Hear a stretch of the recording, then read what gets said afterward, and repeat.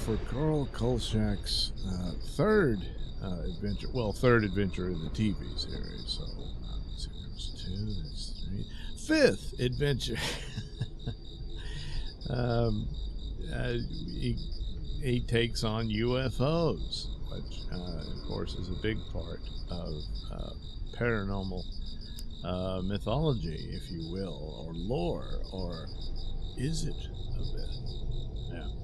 And of course, Kolchak the Night Stalker was a big influence on the X-Files, which of course was heavily dominated by UFOs and aliens and that sort of thing. But here he encounters all kinds of weird paranormal entities and what have you that most people believe is all nonsense, and the stuff of fairy tales and whatnot.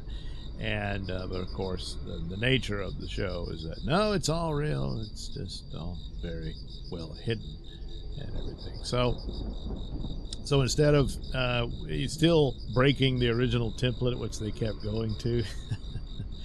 The previous one dealing with the zombie. Here, an alien creature that you never see because it's invisible, so that's handy. Plus, it saves money on the cost of having to put somebody in a suit or something, so it works out fine. The main thing is he wants to go see a baseball game, but he can't because this story is unfolding in front of him and stuff like that.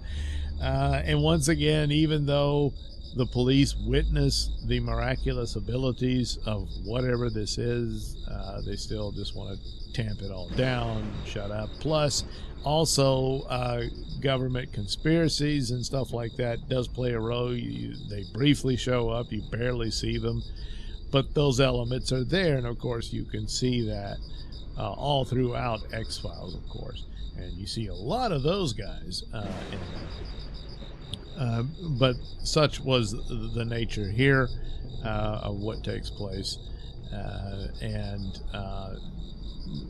he's able to get photographic evidence of this, and yet it's all taken and everything.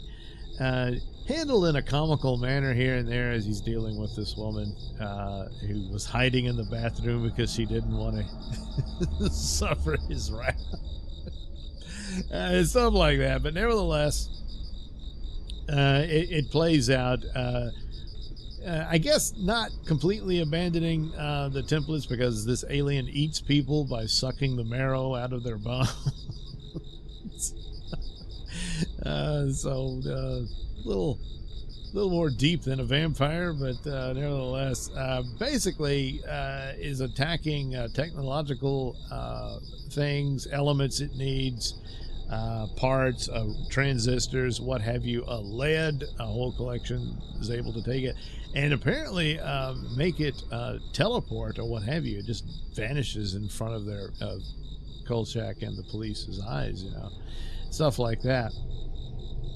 But eventually they end up at a planetarium because, well, the alien just wants to check the old Rand McNally map, to get his bearing.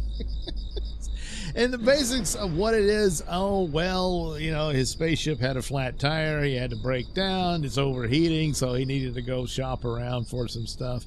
And as Kolchak's conclusion is, hey, look, you stop in a small town. You got to do some repairs on your car. You get that taken care of, and you catch a bite to eat.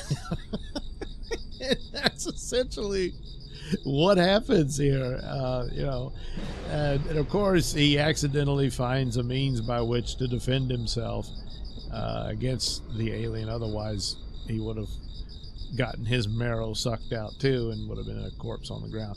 So basically he at first he thinks it's the flash, and his camera does this, and the police, and they don't really cover this. All of a sudden he's out there and there's a big fire and stuff, so they don't really show you the police attempting to blast this whatever it is with light, but it turns out Kolchak was wrong. It wasn't the light, it was what did he say, the charger, and it rewinds. I would have thought it would be like the film, or I don't know, but it makes a buzzing noise in his camera, And this irritates the alien so much. I guess it's like fingernails on the chalkboard for it. You know, it's like, oh, it can't do it. So it backs off.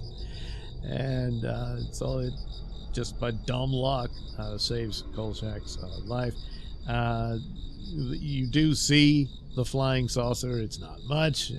It's rather small, stuck in the woods, and Kolchak sees it, but it takes off, basically dematerializes. Hey, like the TARDIS. Maybe that was a TARDIS, you know, but I don't recall Time Lords needing to suck marrow out. But then again, with the Master, what he does to himself, maybe he required marrow, bone marrow to keep going.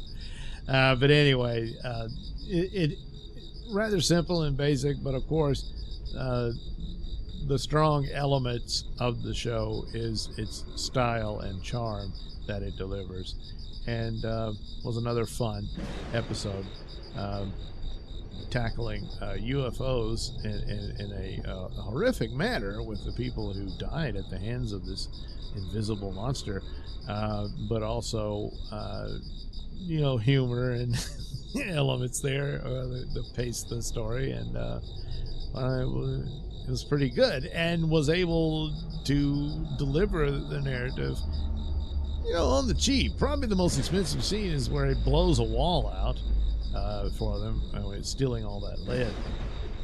So it was probably that, and I suppose building the prop of the flying saucer cost some coin. But other than that, you know, when your monster is invisible, boy, that saves a lot of money. You know, who knows? Maybe they had designs on something. They said this is going to look really bad, even for 70 standards. Let's not put the money in that crap. So just say he's invisible. You know, how do you know? That would go a long way of explaining why no one ever sees aliens. You know, I said, yeah, they're invisible. So there you go. The alien was invisible. And so it worked out. It was a nice little episode. So there we go. Kolchak, the Night Stalker versus a UFO.